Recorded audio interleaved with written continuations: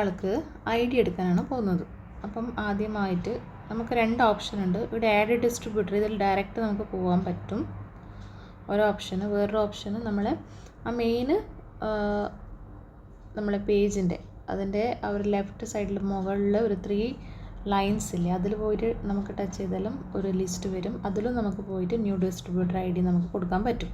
അപ്പോൾ ഇതിൽ ഇപ്പോൾ നമ്മൾ ഐ ഡി ക്രിയേഷൻ ചെയ്യാൻ പോവാണ്.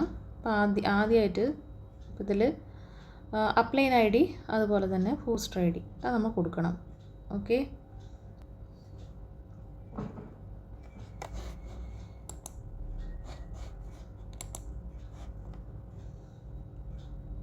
അപ്പോൾ അപ്ലൈൻ ഐ ഡിയും ഹോസ്റ്റർ ഐ ഡിയും ഒരുപോലെ തന്നെ ഇരിക്കണം.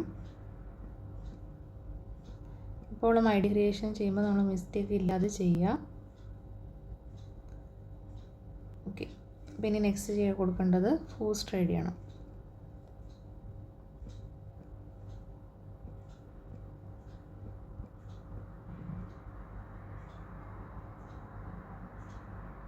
അത് കൊടുത്ത ശേഷം പിന്നെ നമ്മൾക്ക് കൺട്രി സെലക്ട് ചെയ്യണം.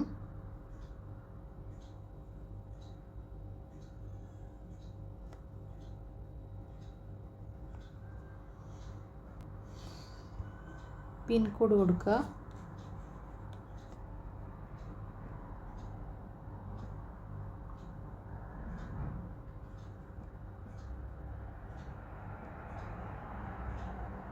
അപ്പം സ്റ്റേറ്റും പിന്നെ നമ്മളെ സിറ്റി ഓട്ടോമാറ്റിക് വരും. പിന്നെ കൊടുക്കേണ്ടത് ഫോൺ നമ്പറാണ്.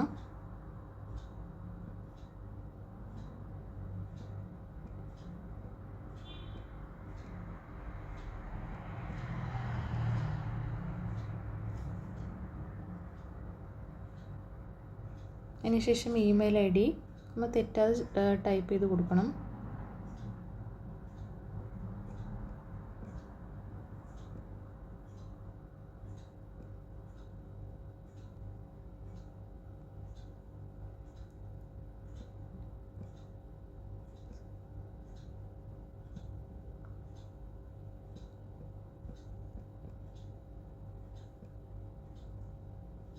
ഓക്കെ, അതിനുശേഷം മാരീഡ് ആണെങ്കിൽ ഇപ്പോൾ അതൊരു ലേഡി ആയതുകൊണ്ട് അത് നമുക്ക് സെലക്ട് ചെയ്യാം.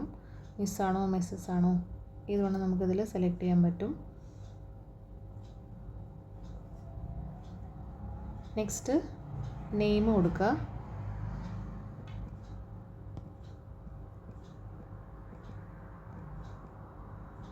അതിനുശേഷം ലാസ്റ്റ് നെയിം ഉണ്ടെങ്കിൽ ലാസ്റ്റ് നെയിം കൊടുക്കുക, ഇല്ലെങ്കിൽ അത് നമുക്ക് സ്കിപ്പ് ചെയ്യാൻ പറ്റും. ഡേറ്റ് ഓഫ് ബർത്ത് കൊടുക്കണം.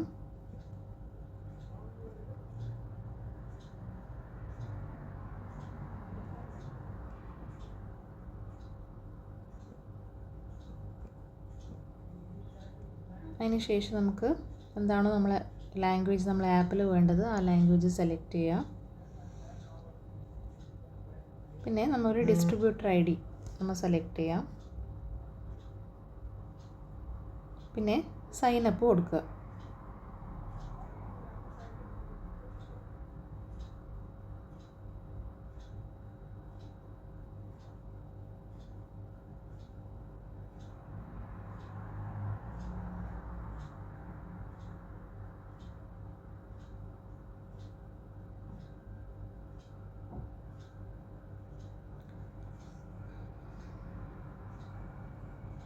ഇത് കഴിഞ്ഞാൽ നമ്മൾ ഐ ഡി ക്രിയേഷൻ കഴിഞ്ഞ് പിന്നെ KYC ആണ് ചെയ്യേണ്ടത്.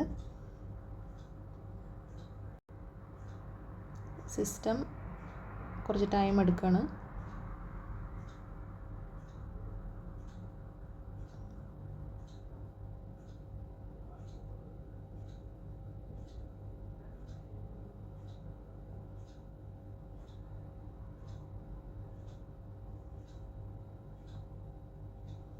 നമ്മൾ വെയിറ്റ് ചെയ്യാം, ഡിപ്പെൻഡ്സ് ആയിരിക്കും. ചില സമയത്ത് പെട്ടെന്നാവും, ചില സമയത്ത് ഇതുപോലെ കുറച്ച് ടൈം എടുക്കും. ഓക്കെ, ഇപ്പോൾ ഐ ഡി ക്രിയേഷൻ കഴിഞ്ഞു.